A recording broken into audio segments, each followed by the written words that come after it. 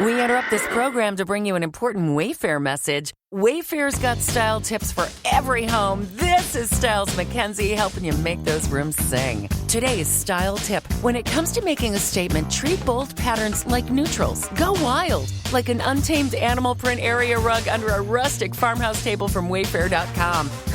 Fierce. This has been your Wayfair style tip to keep those interiors superior. Wayfair, every style, every home.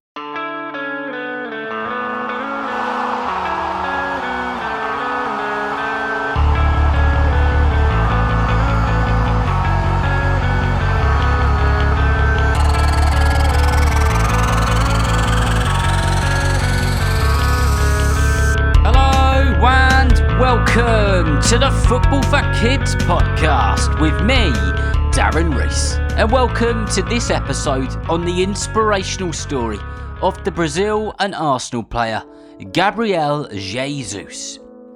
Before we get into this episode properly, a massive shout out to everybody who's been leaving the podcast 5 stars on Spotify, on Amazon Music, on Audible, and on Apple Podcasts, like AFC Rule, who gives the podcast 5 stars and says, "Football for kids forever." Hello Darren, my name is Sam and I'm a big Arsenal fan and I listen to the podcast before I go to bed, and can you please do an episode on the Arsenal number 11, and can you please give a shout out to my football team, Ashmead under 11s. I love the pod.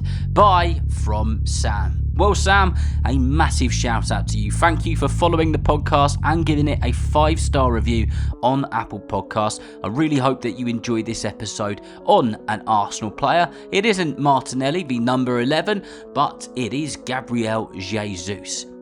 So, talking of Gabriel Jesus, I think we better get on with it.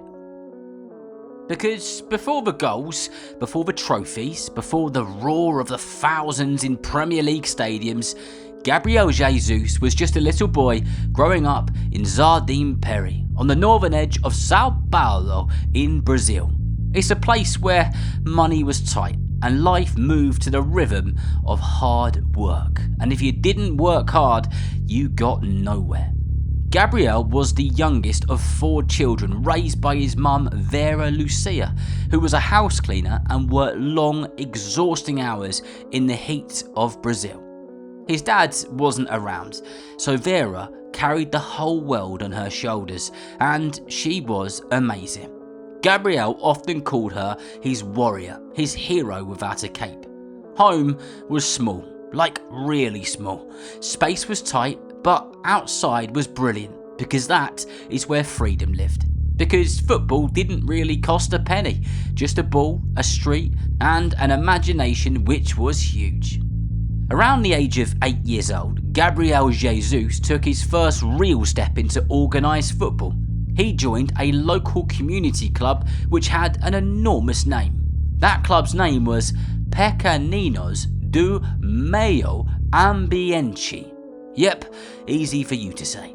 Now, this was no glossy football academy. The pitches were rough, dry, uneven dirt fields on the edge of a city near some military training grounds, where the ball bounced in all directions because of all the lumps and bumps which were in the so-called pitch. But that chaos became Gabriel Jesus' classroom. Every touch had to be softer, every movement had to be quicker, every thought faster than the defender which was flying at him. The club wasn't just about football either. It was an amazing place. It supported local families, helping kids stay fed, focused and off the streets. Because on the streets, you could get into trouble in the click of your fingers. And Gabriel, he was always there. First to arrive and the last to leave. A boy chasing a ball, not knowing he'd already chosen his own destiny. At the club, football wasn't fancy. There was no luxury buses or team tracksuits. Coaches drove the boys to matches themselves, and it's reported that there would be several kids in a car at once. In fact, it said that there was 11 of them, all in a little Volkswagen Beetle at one point. But there is one man in particular we really need to mention. A coach named Jose Francisco Mamiji. He saw something special in Gabriel Jesus. Not just a good player, he saw something different. quick feet, a sharp mind, fearless movement. Long before the scouts of Palmeiras came calling, people around him believed that he could go all the way. And here's the wild bit. That coach was bang on, nail on head. Because that boy from the streets of Brazil where he grew up would one day wear the shirt of Brazil. But we'll get to that in a moment. As Gabriel Jesus grew, so did the whispers around his talent. He earned a trial with one of the biggest clubs in Brazil, São Paulo FC. For many kids, that was the golden ticket, but football journeys aren't always straight roads. And if you've listened to this podcast for quite a while, I think you probably would have sussed that out by now. Gabriel wasn't taken on, but here's where the story toughens up. Instead of academy football, he sharpened his game playing street football. It's a very special thing in Brazil and very common. They even have their own leagues. It's raw, where the neighbourhoods have competitions which are played on dirty pitches against older, stronger opponents, and there's no referee protecting you, and there certainly isn't any soft landings. If you want the ball, you better fight for it. Those matches hardened him up. They built resilience, they built courage, and everything else which he needed. And this might be my favourite bit of the whole story. In June 2014, Brazil was hosting the FIFA World Cup. And in the streets of where Gabriel Jesus lived, a 17-year-old Gabriel Jesus picked up a paintbrush. Not for money, not for fame, but for pride. It's a Brazilian tradition where people paint the streets in the national colours before a big tournament. Blue, yellow and green everywhere. At that time, Gabriel Jesus was a youth player at Palmeiras, earning very, very little and still living the same hard life he'd always known. There are photos of him with a brush in his hand decorating the curbs of his neighbourhood. 4 years later, that same boy was leading the line for Brazil at the 2018 World Cup in Russia. He literally went from painting the streets to representing his nation in a matter of years. But let me tell you something. Gabriel Jesus didn't just knock on the first team's door at Palmeiras, he knocked it down. In youth football, he was unstoppable, scoring goal after goal in state competitions, numbers so high they made fans sit up and shout his name. Supporters were already calling for the teenager to get his chance. That chance came on the 7th of March 2015, when he made his senior debut. And what a debut it was, because when he stepped on that football pitch, he didn't for a moment look out of place. In 2015, he helped Palmeiras win the Copa do Brasil. By 2016, he was one of the stars in the team, scoring 12 goals and helping deliver Palmeiras' first Brazilian league title in 22 years. He was crowned the player of the season. The Brazilian media even called him the new Neymar. But Gabriel's rise wasn't about flair alone. It was about his graft. It was about his hunger to get there. It was about the heart of a street footballer who earned every single step of his journey. As Gabriel Jesus rose through football, fans began to notice something.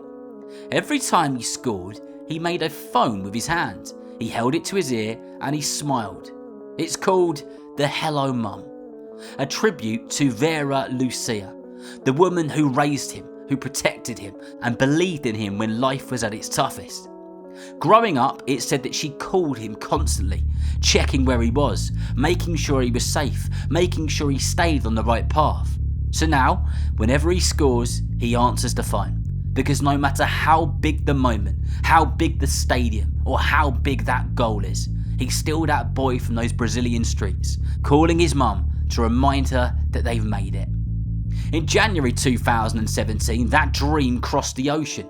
Gabriel Jesus signed for Manchester City for a fee reported to be around £27 million. The pressure was massive, but he didn't blink for a second, did he? On his first Premier League start, he scored and instantly showed England what he was about. Under manager Pep Guardiola, he became part of one of football's most dominant teams, winning 4 Premier League titles. He played alongside legendary players like Sergio Aguero and many others. Then, in July 2022 came a new chapter, a move to Arsenal, a move to London. It was a fresh start, a central role, a young team which was rising. His impact was immediate, helping fire Arsenal back into the title contention. Even after knee surgery following the 2022 World Cup in Qatar, his voice, his energy and his belief never left that dressing room. At Arsenal, he has become an important part of a young, exciting team, bringing energy, lots of smiles and plenty of hard work. Even when injuries made things tough, he kept going, because his story was never about having it easy. It was about getting back up every single time he fell.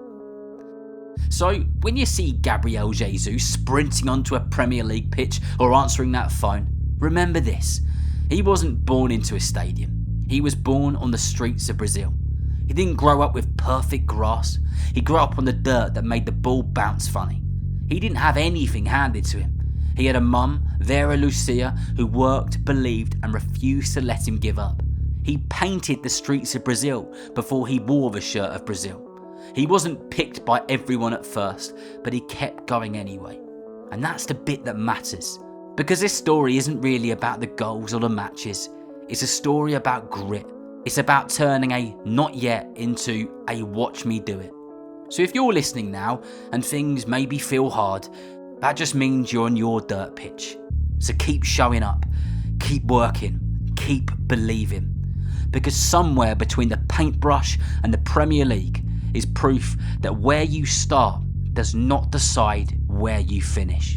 And remember, if you know someone who loves football just as much as you do, then please tell them about the Football for Kids podcast.